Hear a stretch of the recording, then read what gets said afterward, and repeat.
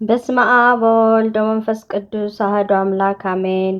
የተከበራችሁ የዋንቲቲ ቤተሰቦች እና ተከታታዮቻችን ሰላም፣ ጤናና የእግዚአብሔር ፍቅር በያላችሁበት ይድረሳችሁ።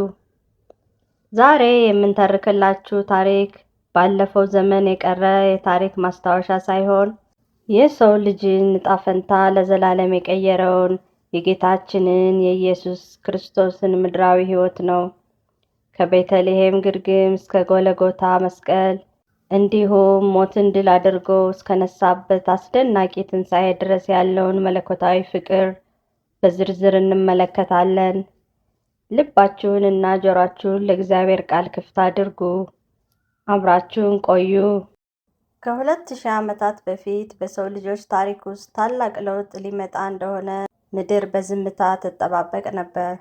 ዓለም በሮማውያን አገዛዝ ስር ሆና ሕዝቡም በጭንቅና በተስፋ መቁረጥ ውስጥ በነበረበት በዚያ ጨለማ ዘመን አንድ ታላቅ የብርሃን ተስፋ በትንሿ ናዝሬት መንደር ውስጥ መታየት ጀመረ። ገብርኤል የተባለ መልአክ ወደ ድንግል ማርያም ዘንድ መጥቶ ጸጋ የሞላሽ ሆይ ደስ ይበልሽ የሚለውን የምሥራች ቃል ሲያበስር ሰማይና ምድር የሚገናኙበት አዲስ ድልድይ ተጀመረ። ማርያምም እንደ ቃል ይሁንልኝ ብላ ያንን ሰማያዊ ጥሪ በተቀበለች ጊዜ የሰው ልጅ መድኃኒት ሊገለጥ የመጀመሪያው እርምጃ ተወሰደ። ታሪኩ ሲቀጥል በይሁዳ ቤተልሔም ውስጥ የሕፃኑ ልደት የሆነበትን ያንን ምሽት እናስባለን። በዚያች ምሽት በከዋክብት የተሞላው ሰማይ ከወትሮው የተለየ ድምቀት ነበረው።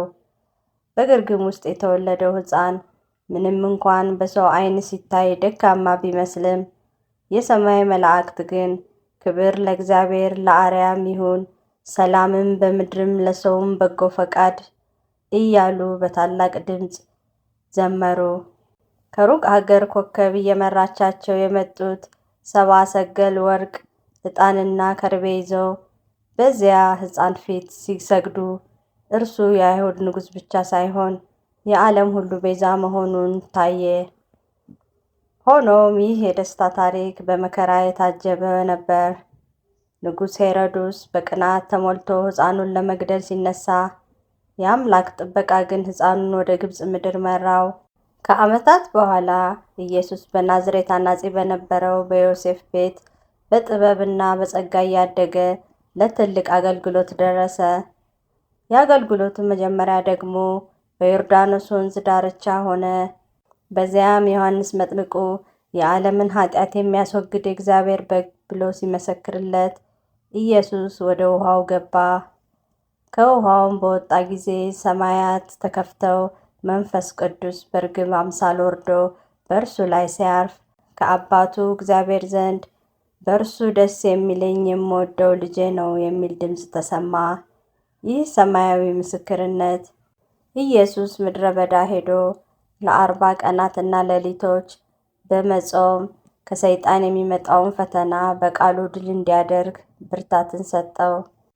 ከምድረ በዳው ፈተና በኋላ ኢየሱስ ወደ ገሊላ ባህር ዳርቻ ተመለሰ። በዚያም ዓሣ በማጥመድ ተግባር ላይ ተሰማርተው የነበሩትን ስምዖን ጴጥሮስንና ወንድሙን እንድርያስን ተመለከተ። ተከተሉኝ፣ ሰውን አጥማጆች አደርጋችኋለሁ የሚለውን ጥሪው ተራ የነበሩትን ሰዎች ወደ ታላቅ ሐዋርያነት የሚቀይር የኃይል ቃል ነበር። እነርሱም ወዲያውኑ መረባቸውን ትተው ተከተሉት። በዚያም መላውን ዓለም የሚቀይር የደቀ መዛሙርት ጉዞ በይፋ ተጀመረ። ጉዞው ሲቀጥል ኢየሱስ በመላው የገሊላ ምድር እየተዘዋወረ ድውያንን መፈወስና ለተጨነቁት የተስፋ ቃልን ማብሰር ጀመረ። የአገልግሎቱ ዜና እንደ ሰደድ እሳት በመላው አገሪቱ ተሰራጨ። ሕዝቡም ከየአቅጣጫው እርሱን ለመስማትና ልብሱን ዳሰው ለመፈወስ ይተሙ ነበር። በአንድ ወቅት በቃና ዘገሊላ በተደረገ የሰርግ ግብዣ ላይ የወይን ጠጁ ባለቀ ጊዜ እናቱ ማርያም ወደ እርሱ ቀርባ ችግሩን ነገረችው። እርሱም ጊዜ ገና አልደረሰም ቢልም እናቱ ግን ለአገልጋዮቹ የሚላችሁን ሁሉ አድርጉ አለቻቸው። በዚያም 6 የድንጋይ ጋኖች በውሃ እንዲሞሉ አዘዘ። ያም ተራ ውሃ ወደ ምርጥ የወይን ጠጅ ተለወጠ። ይህ የመጀመሪያው ተአምር መለኮታዊ ማንነቱን ለደቀ መዛሙርቱ የገለጠበት ታላቅ ማሳያ ነው። ኢየሱስ በተራራው ላይ ሆኖ ለብዙ ሺህ ሕዝብ ያስተማረው ትምህርት ደግሞ የሰው ልጆችን የሞራል ሕግ የሚቀይር ነበር። የዋሆች ብፁዓን ናቸው ምድርን ይወርሳሉና እያለ ሲያስተምር ዓለም ከምትከተለው የኃይልና የጥላቻ መንገድ ይልቅ የትህትናና የሰላምን መንገድ አሳየ። ጠላቶቻችሁን ውደዱ፣ ለሚረግሟችሁም መርቁ የሚለው ቃሉ በወቅቱ በነበሩት ሰዎች ዘንድ የማይታመን ቢመስልም በቃሉ ውስጥ ያለው ስልጣን ግን የሰዎችን ልብ ያቀልጥ ነበር። በተራቡት ሺዎች ፊት ቆሞ 5 እንጀራና 2 ዓሣን ወደ ሰማይ አቅንቶ ሲባርክ ያ ትንሽ ምግብ ተባዝቶ ሁሉንም አጥግቦ 12 መሶብ ትርፍ ተረፈ። ይህም እርሱ የሥጋ ምግብ ብቻ ሳይሆን የዘላለም ሕይወት እንጀራ መሆኑን በግልጽ አሳየ። የኢየሱስ ርኅራኄ ደግሞ በማኅበረሰቡ ዘንድ ለተገለሉና ለተናቁ የላቀ ነበር። በአንድ ወቅት በውሃ ጉድጓድ አጠገብ አንዲት ሳምራዊት ሴት አገኘ። በዚያ ዘመን አይሁድና ሳምራውያን አይገናኙም ነበር። እርሱ ግን የዘርና የሃይማኖት ልዩነት ጥሶ ስለ ሕይወት ውሃ ነገራት። ሴቲቱም በሕይወቷ ውስጥ የነበረውን ስህተትና ሐዘን ተረድቶ ማንነቱን ሲገልጥላት ማሰሮዋን ትታ ወደ ከተማ በመሮጥ መሲሁን አየሁት ብላ መሰከረች። እንዲሁም በኃጢአቷ ምክንያት ልትወገር የተያዘችውን ሴት ከእናንተ መካከል ኃጢአት የሌለበት መጀመሪያ ድንጋይ ይወርውር በማለት ከሞት አዳናት። እኔም አልፈርድብሽም፣ ሂጂ ከእንግዲህ ደግመሽ ኃጢአት አትስሪ በማለት የይቅርታን ትልቅነት አስተማረ። ከሁሉም በላይ ደግሞ በቤተልሔም አቅራቢያ በቢታንያ መንደር የሆነው ታሪክ የሚረሳ አይደለም። ወዳጁ አልዓዛር ታሞ መሞቱ በተነገረ ጊዜ ኢየሱስ ወደ ስፍራው አመራ። እህቶቹ ማርያምና ማርታ ጌታ ሆይ አንተ በዚህ ብትሆን ወንድማችን ባልሞተ ነበር እያሉ ሲያለቅሱ የኢየሱስ ልብ በርኅራኄ ተነካና እንባውን አፈሰሰ። ወደ መቃብሩም ቀርቦ አልዓዛር ሆይ ወደ ውጭ ና ብሎ በታላቅ ድምፅ ተጣራ። ያ በ4 ቀን ሞቶ የገማው ሰው በመግነዝ እንደተገነዘ ከመቃብር ወጣ። ይህ ታምር ኢየሱስ በሞት ላይ ስልጣን ያለው የሕይወት ጌታ መሆኑን ለዓለም ሁሉ አረጋገጠ። የኢየሱስ ክርስቶስ አገልግሎት በታላላቅ ታምራትና ትምህርቶች ታጅቦ ወደ ፍጻሜው ምዕራፍ እያመራ በነበረበት ወቅት ወደ ኢየሩሳሌም የሚገባበት ጊዜ ደረሰ። ይህ ጉዞ ለየት ያለ ነበር፣ ምክንያቱም ኢየሱስ በፈረስ ሳይሆን በትንሿ አህያ ውርንጭላ ላይ ተጭኖ ወደ ቅድስት ከተማ ሲገባ ሕዝቡ ልብሳቸውንና የዘንባባ ዝንጣፊዎችን በመንገድ ላይ እያነጠፉ ሆሳዕና ለዳዊት ልጅ በጌታ ስም የሚመጣ የተባረከ ነው እያሉ በታላቅ ድምፅ ዘመሩ። ይህ የድል አድራጊነት አቀባበል ቢመስልም እግዚአብሔር ግን ከፊቱ የሚጠብቀውን መከራና የሰው ልጆችን ኃጢአት ለመሸከም መዘጋጀቱን ያውቅ ነበር። ወደ ቤተ መቅደስም ገብቶ በዚያ ይነግዱ የነበሩትን በማስወጣት ቤቱ የጸሎት ቤት መሆኑንና ቅድስና ሊከበር እንደሚገባ በስልጣን ተናገረ። ከጥቂት ቀናት በኋላ የመጨረሻውና እጅግ ስሜታዊ የሆነው የመጨረሻው እራት ጊዜ ደረሰ። ኢየሱስ ከደቀ መዛሙርቱ ጋር በአንድ ላይ ተሰብስቦ ሳለ ተነስቶ ወገቡን በትጥቅ አሰረና የደቀ መዛሙርቱን እግር ማጠብ ጀመረ። ይህ ድርጊት ጌታና መምህር ሆኖ ሳለ የትህትናን ከፍተኛ ደረጃ ያሳየበት ነበር። ከዚያም ማዕድ ላይ ተቀምጦ ህብስቱን አንስቶ ባረከ።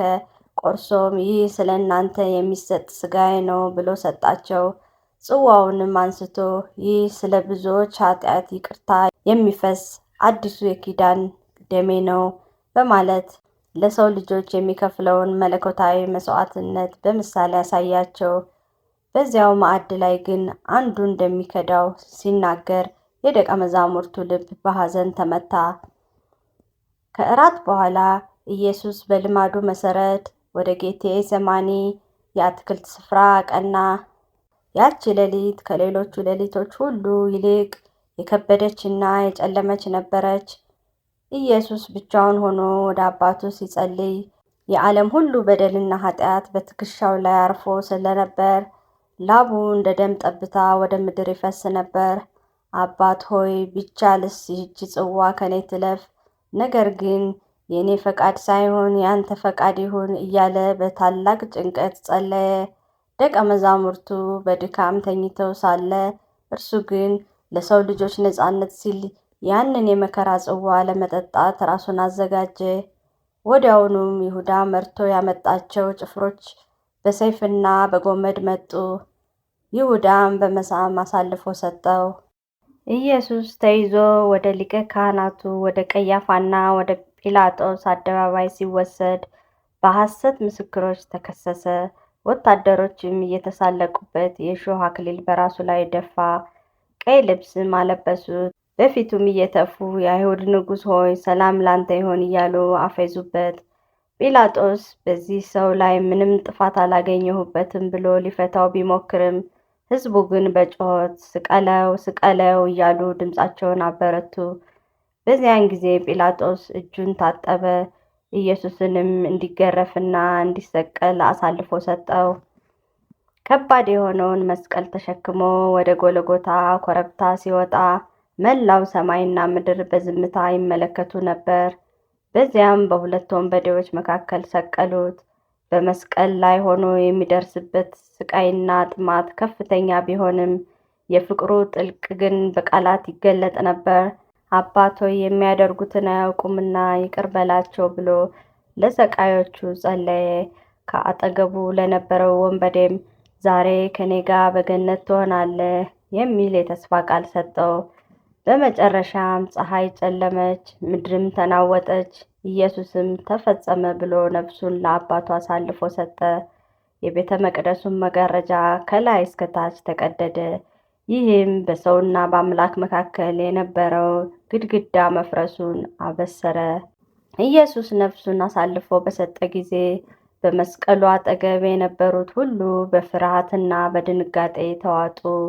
መቶ አለቃውም የሆነውን ሁሉ አይቶ ይህ ሰው በእውነት የእግዚአብሔር ልጅ ነበር ብሎ ለመመስከር ተገደደ።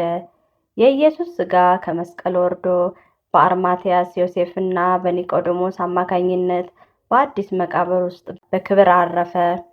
መቃብሩም በታላቅ ድንጋይ ተገጥሞ በሮማውያን ወታደሮች ይጠበቅ ነበር። ያች ምሽትና ተከታዩ ሰንበት ለደቀ መዛሙርቱ የጭንቀትና የተስፋ መቁረጥ ጊዜያት ነበሩ። መሪያቸውና ተስፋቸው የተቀበረ መስሏቸው ነበርና። ነገር ግን ታሪኩ በሞትና በመቃብር አልተገታም። ሳምንቱ በመጀመሪያው ቀን ማለዳ ገና ፀሐይ ሳይወጣ መግደላዊት ማርያምና ሌሎች ሴቶች ሽቶ ይዘው ወደ መቃብሩ አመሩ። በዚያም በደረሱ ጊዜ የታላቅ መብረቅ ያህል ድምፅ ያላቸው መላእክትን አዩ። ድንጋዩም ከመቃብሩ አፍ ተንከባሎ ነበር።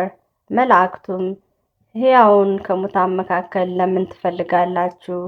ተነስቷል፣ በዚህ የለም የሚል ታላቅ የምስራች አበሰሩላቸው። ማርያምም በመቃብሩ አጠገብ ቆማ ስታለቅስ ትንሣኤው ጌታ በስሟ ጠራት። እርሷም በደስታ ተሞልታ ወደ ደቀ መዛሙርቱ በመሮጥ ጌታን አየሁት ብላ በሰረች።